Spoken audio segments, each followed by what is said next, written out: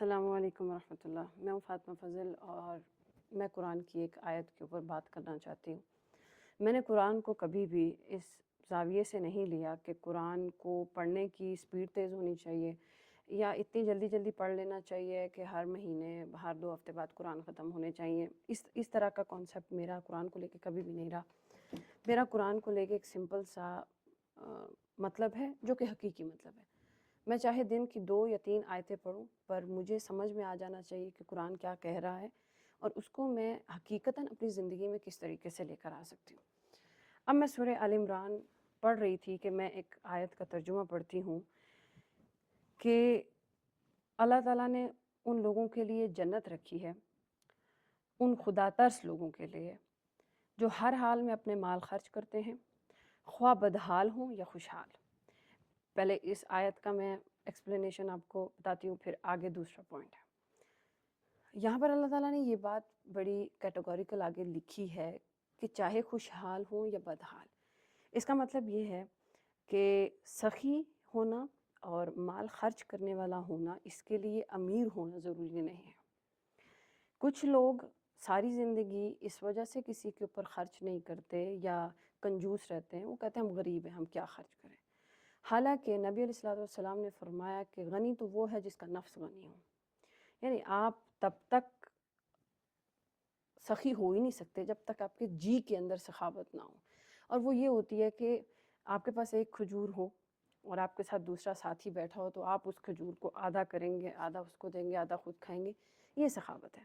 یہ نہیں کہ چونکہ میرے پاس ایک ہی کھجور ہے تمہیں دینے کے لیے نہیں ہے اس لیے یہ میں ہی کھاؤں گا۔ یہ صرف ایک مثال ہے، اٹس ناٹ جسٹ اباؤٹ کھجور۔ There are so many things ہماری زندگی میں، روزمرہ زندگی میں، جہاں ہم ان معاملات سے گزرتے ہیں کہ ہمیں کسی کے اوپر خرچ کیسے کرنا ہے۔ لوگوں کو اس حال میں نے دیکھا ہے کہ وہ اپنے بیوی بچوں پر اس خرچ کرتے ہوئے کنجوس ہوتے ہیں۔ جیسے کہ اگر وہ بیوی بچوں کو تھوڑے بہت پیسے دے دیں تو ان کا بہت زیادہ حساب رکھتے ہیں، پھر وہ اپنی بیوی کو جیب خرچ نہیں دیتے، دیں تو بڑا گن گن کے کنجوس لوگوں کی طرح دیتے ہیں۔ ان کے سردیوں گرمیوں کے جو ملبوسات یا ان کی جو ضرورتیں ہوتی ہیں ان کے لیے ان کو پراپر پیسے نہیں ہوتے ہوئے بھی نہیں دیتے۔ میں نے اس طرح کے لوگ دیکھے ہیں۔ تو آپ کا سب سے پہلا صدقہ اور خیر وہ ہے جو آپ اپنے بیوی بچوں پہ خرچ کرتے ہیں، پھر اس کے بعد اگر آپ کے پاس بچتا ہے تو پھر رشتہ داروں پہ، پھر اس کے بعد بھی بچتا ہے تو پھر غریبوں، مسکینوں، یتیموں پہ، کیٹیگریز کے حساب سے۔ لیکن سب سے پہلی چیز فیملی ہے، اور اس سے بھی پہلی چیز ہے کہ آپ کے اندر خرچ کرنے کی ایبلٹی ہو، آپ کو اتنی توفیق ہو کہ آپ خرچ کر سکیں۔ اسی آیت کے آگے اللہ تعالیٰ دوسری خوبی بتاتے ہیں نیک لوگوں کی جو غصے کو پی جاتے ہیں۔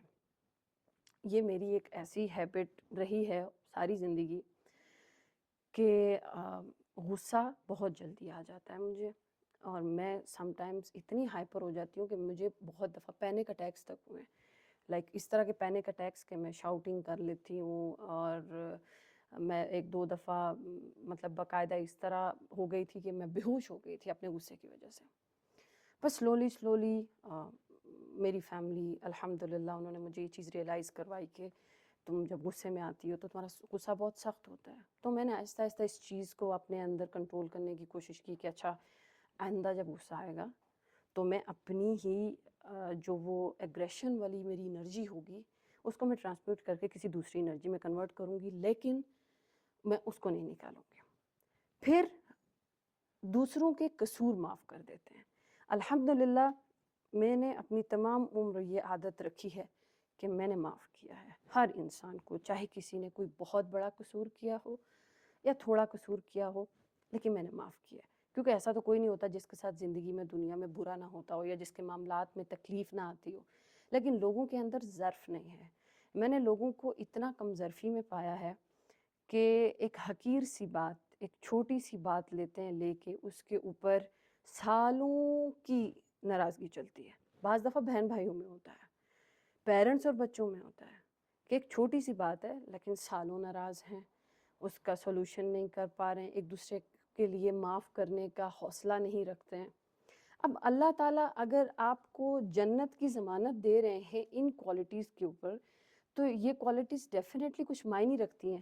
اب نہ تو غصہ پی جانا آسان کام ہے، نہ ہی معاف کر دینا آسان کام ہے۔